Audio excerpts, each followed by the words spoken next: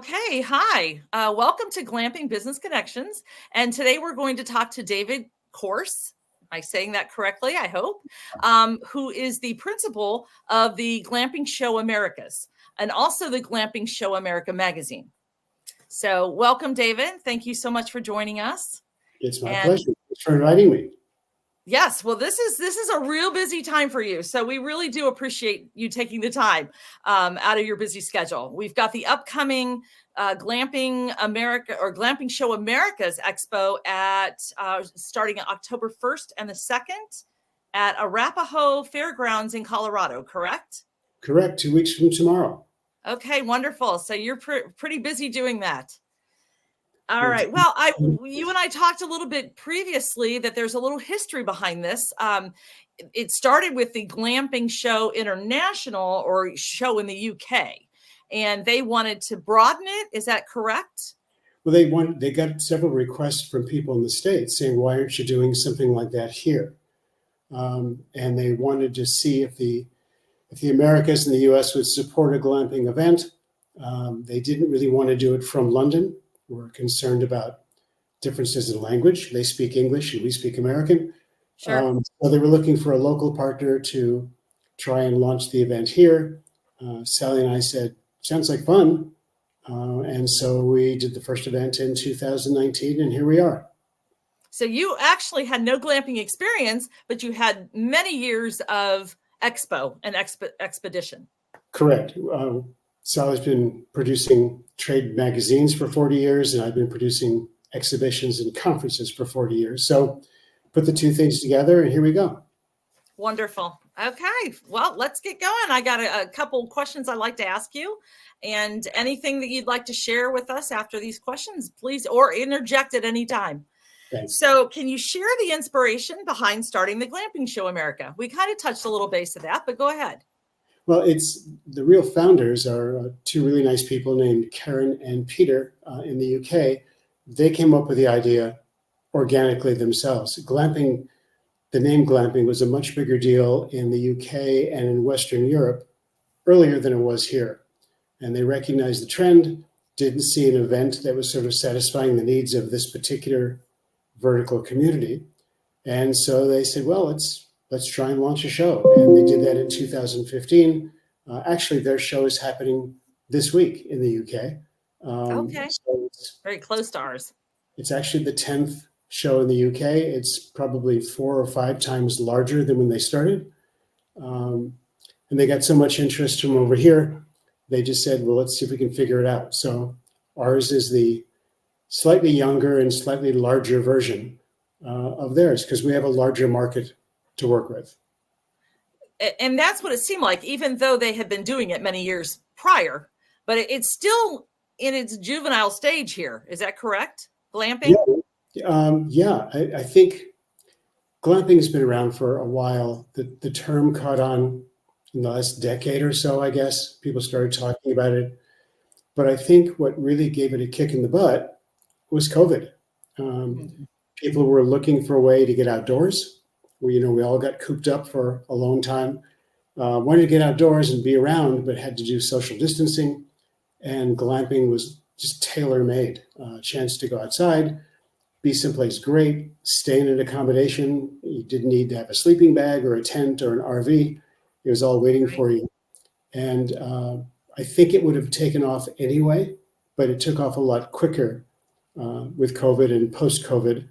And now that people are discovering it, it's growing quite rapidly.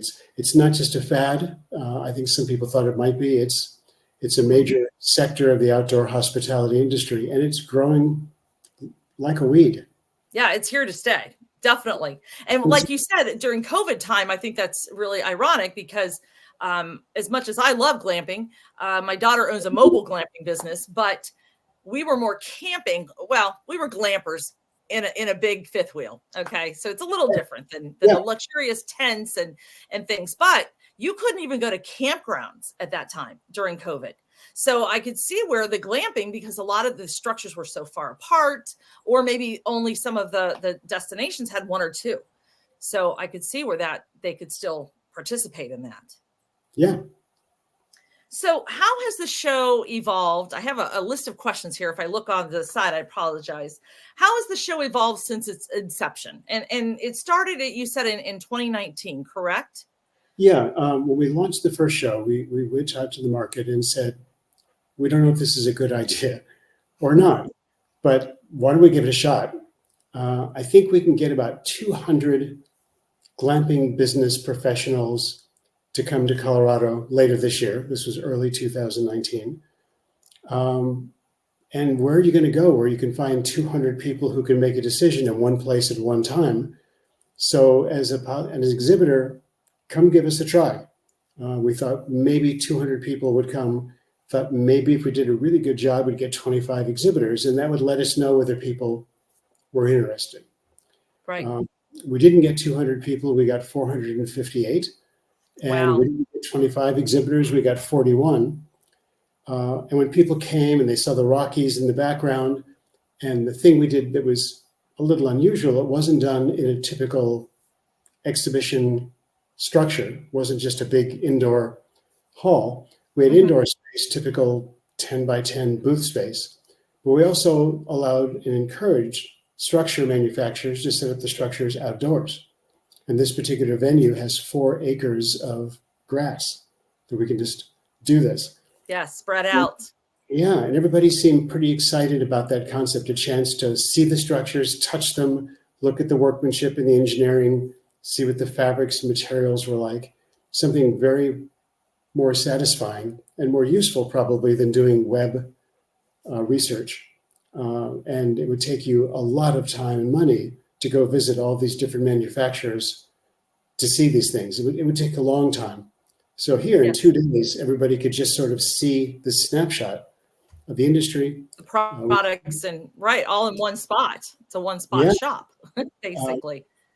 We also created an educational program trying to give useful business information so people could maybe do something a little differently tomorrow than they did yesterday. It was all about making money or making more money or growing the business or saving money, best practices, things that would be of use. So there was a seminar proponent with that, not just an expo hall or exhibition. Yep. So it started off that way. Yeah, conference and exhibition. And seemed to get good traction. So when we came back in tried to come back in 2020, and COVID happened. So we did a virtual event, like so many other event organizers. We kind of pivoted for 1 year to virtual, and we were astonished. We were hoping maybe we can get another 200 or 300 or 400 people, and we had over 1,200 people literally from around the world that came online, and had like 60 companies that did digital booth space. Right. So we kept the brand alive, and people thought it was a positive experience. So we came back in 2021, and our 450 people turned into over 1,000, and our 41 exhibitors turned into 70. And we started getting exhibitors from overseas, and we started getting visitors from Canada and even a little bit from Latin America. And that's the big change from then to now. This year we have over 150 exhibitors. We've got exhibitors from 14 different countries, including the US, of course, that are coming from everywhere to show their products or services. These days, 80% of our visitors are from the US, and 5% are from Canada, and the other 15% are from Mexico, further down into Latin America, and across east into the Caribbean. So it really is Glamping Show Americas, and that's why we changed the name from US, because it really is a regional, almost a hemispheric, if it were north-south, kind of event with people from literally all over the world. So it's gotten bigger. Our conference program has evolved. We do 2 pre-show workshops now in a partnership with the American Glamping Association. So we can tell you about how to find money for your business. We can tell people who are new all about the basics of the glamping business. And for those who are more experienced, we've got 8 different topics over 2 days on Tuesday and Wednesday, in addition to the 2-day expo and an opening reception. And a lot of exhibitors have free workshops. So there's a lot of stuff happening. It's 2.5, 3 days worth of stuff for the business of glamping. Have you thought about expanding that from just the 2 days? It seems like so much information in such little time. I don't know if that's Yeah, we've talked about it. The challenge is that so many of our visitors are entrepreneurs. right. They're You can't, running a business, and it's hard enough for them to leave for 2 or 3 days. right. Every day we extend it is another day they're kind of away from their home business. So I think Very true. if folks ever wanted to go a third day, we certainly have the ability to do that. So far, there hasn't been an ask. Any Um, request? yeah, so we'll leave well enough alone, but we're happy to adjust it if and when the market wants us to. I know I was there back in, I think it was 21. I think it was the first time after, so it's been 3 years. Yes. And we're excited. This year I'm coming with my team for our business as well. So we're going to be Expo and I look forward to that very much. So I'm very proud to be a part of that. Well, So we're glad to have you. yes, thank you. What makes this year's glamping show more unique or different from any of the past? Is there anything? God, I wish I could tell you the answer is X, but I think it's just about more. Okay. Larger community. More people, more Yeah, it's just opportunities. I think so. If it gets very much bigger, you're right. We might have to consider a third day just so because there's so much to see. But I guess what's new, the biggest news this year is last year we sold out of space in the indoor exhibit hall. So this year we actually had to add more space. So for those who have been to the show before, like yourself, because it's been a couple of years, Right. we are building a 160-foot long, 40-foot wide event tent, which will be our overflow for the exhibit hall, which we've sold out. So we're able to accommodate 23 additional exhibitors this year than we were in the past because we created more space. So we're just expanding. bigger. Yes. Yeah. And more people, like you said, more people are getting involved in that industry. So what are some of the biggest challenges that face the glamping industry today? And how is the show addressing them? Like any new industry, the industry is still trying to define itself. There's this really interesting question: what is glamping? And depending on who you talk to, your answers will be a little different. I think my answer is basically you just show up. It's an outdoor hospitality opportunity where you don't need to bring anything maybe other than your toothbrush, which is very different from an RV park or a traditional campground. But we're trying to help define that. I think the biggest obstacle that people in the business have, or one of the biggest obstacles, is that there isn't a single set of standards for what you need to do to operate a glamping business. The rules in California are different than the rules in Texas. That is so true. Yes. The rules in Dallas are probably different than the rules in Houston or Austin or San Antonio. The rules in county number 1 are different than county number 2 and city number 1 and city number 2.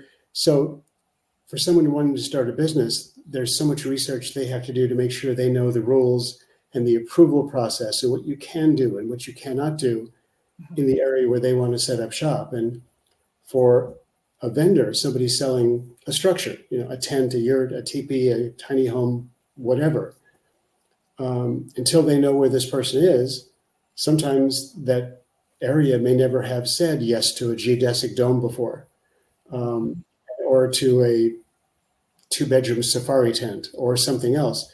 So it may take a long time to get the necessary approvals and permitting and to understand what you can or can't do with wastewater. Oh my goodness, all these different things. Oh, there's so much. Exactly. All the research I've been doing and all the services and providers of services out there. It has been very difficult to find. I'll have people even send me requests. Do you know anyone that knows anything about zoning in this certain area?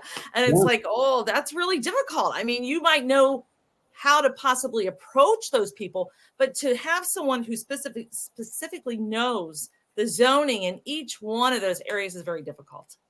Yeah, so if somebody says, look, I've got I've got X number of acres. It's a great spot. I'm ready to do this. I've got the money. Just, turn me loose. And they're asking for advice. And we have so many different consultants that serve the marketplace who are just spectacular at this. But until the consultant or whoever is advising knows, tell me where you want to do this and tell me what your vision is. Right. The answer might be, you know what, we can't do that. Or, hey, you can do it and you can be open in X. I don't know if X is 6 months or if X is 2 years. It depends on where you are. So I think that process, since there aren't US standards or even state standards necessarily in some places, that would slow down development and the pace of expansion a little bit. Well, at least for the people to know that there is a policy. Don't just jump feet first, and think that you can just set something up because you have acreage. Yeah, it's like setting up any other business. What kind of permits do you need? Do you need a business license? What's the story? Right. Probably some tax advice. All the things you would for any other business, complicated by every jurisdiction seems to have its own stuff. All the way down to your county, all the way down to, just townships. I live in a township, so I know it's different than health departments. I mean, I have owned 2 businesses, one 10 miles away from the other. You would think the same health department would follow, but they don't, so it's very specific. Yeah. So I think, what about, I'm sorry. No, I was just agreeing with you. So what can the attendees this year expect to gain from attending the expo show or the glamping show? Well, it's a couple different things. The one thing we don't talk about enough probably is it's just this extraordinary networking opportunity. Mm-hmm. Whether you're just starting and you'll wind up meeting hundreds of people who are just starting and hundreds of people who have already been doing this, that you can, over a cup of coffee or a beer, you can say, so how did you do that? Or, any advice you have or any ideas of where I can go to get those answers. So the networking is under promoted, I think, as an advantage and opportunity and a benefit for coming to the show. From an expo point of view, for the exhibition, again, there's 150 plus exhibitors here. You can see all of these people in 2 days and just narrow it down. Just say, I was looking for a structure. I now know I want this kind, or I know I don't want that kind. I never really was in one of these before. Oh my God, these are great, or this won't work for me. If people understand, I was very shocked at the elaborateness of the displays that were there. I didn't expect that at all. These people really bring their whole heart and soul into it. Yeah, these is like HGTV. These are staged. They're giving you, this is what it could look like on my property. But it's not just the structures. It's service providers. People don't know what they need for insurance or disaster planning or tax planning. People offering marketing services, consultants who can do everything from help you understand the rules, to find the land, to, at the end of the day, help you sell it again to somebody else. People with furniture and accessories and different kinds of software and the different applications that are available to you and ancillaries. 2 days. Every bit of the business. You can walk away knowing what you do or don't want to do next. And from an education point of view, whether it's the 2 pre-show workshops or the conference session, there's some pretty interesting education if you feel the need. And just go on the website and see what the different conference sessions and the speakers are and their background and a description to see if those are things that are worth investing in. So I think it's— Where are the speakers? Where do they come from? Are they chosen by a panel of individuals? Is that the American Glamping Association that? No, actually, the American Glamping Association does our 2 workshops. And so they're the ones who recruit and choose the speakers for those 2 Monday workshops. For the 8 sessions that happen Tuesday and Wednesday, we do the recruiting. We do research every year at the conference and say, so thanks for being here.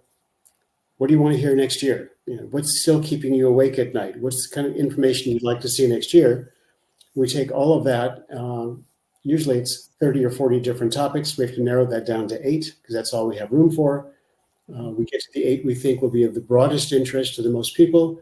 And then we start recruiting and looking for people with expertise in doing those things already and try and encourage them to share their wisdom and their experience. And that's the people you see up on stage who have agreed to volunteer their time and their experience to share it for the greater industry good. Right. That's great. How about some long-term goals? Do you have any long-term goals for the show, or? The only goal we've ever had is to provide a useful source of business information for the sector. So if the show reflects the industry and the industry looks like the show, then we're doing a good job. And if the industry keeps growing, then the show will keep growing. Great. That's our job, really, is to mirror the marketplace. The same thing we're doing with our magazine. The magazine is supposed to give you useful business information, things you can learn to make money or save money, grow your business. And if we're doing it properly, people will keep reading it. We'll get more subscribers, which is free, so it's not a money thing. And we can just kind of share the wealth of this information we keep coming across. And so everybody's businesses can be successful, and a rising tide will hopefully lift all the boats. And the magazine comes out quarterly, is that correct? A little more. We started quarterly, now it's 5 times a year. Okay. And so people can go to the website, which I haven't mentioned yet. So glampingshow.us. And the upper right-hand corner, it says more. And under more, you can look at back issues of the magazine, or you can subscribe free. Okay, we'll make sure we have that up there on the screen for when we put it out on our channel. And so I know what you said about what drew you to it didn't really draw you. You were approached. You didn't probably know too much about glamping yourself, but in the long run, did you end up loving and having passion for the industry, or it just kind of fell into your lap? And had you ever glamped before? Yeah, well, we glamped, but we didn't know we were glamping. Okay. So in 2001, we went to Kenya for a photo safari, and we're staying in these 400 square foot safari tents with a king size bed and a clawfoot bathtub, and I mean, all of this. It was like I think Sally described it as like Queen Victoria's picnic. It was just amazing. So we just didn't have a name for it. So we like glamping a lot. We haven't actually glamped since we've been doing this because we sort of need to. It sounds stupid, I guess. We feel like we sort of need to stay like Switzerland. We're just objective. Well, you kind of go away from take a break from something that you're not doing. We didn't want to seem like we were going to this person's resort versus that person's resort, or staying in this person's structure versus. I mean, we've had so many generous invitations. I think when we're done with this at some point in time, I think we'll be much more active because we won't be trying to straddle that at all. We don't have to be objective anymore. We can just go places. That's a good point. Very good point. We've had great fun, met some wonderful people, and it's been a joy. Well, I'm sure looking forward to meeting you in person. I know I've seen you at when the show we were there, but I'm looking forward to being a part of this. So can you, before we end up here, can you share any memorable moments or milestones from the glamping show that have maybe stood out to you? I think most of the things for us they've been event related. We were just beside ourselves with happy when we saw 450 people show up in 2019 versus maybe 200. We were beside ourselves with fear.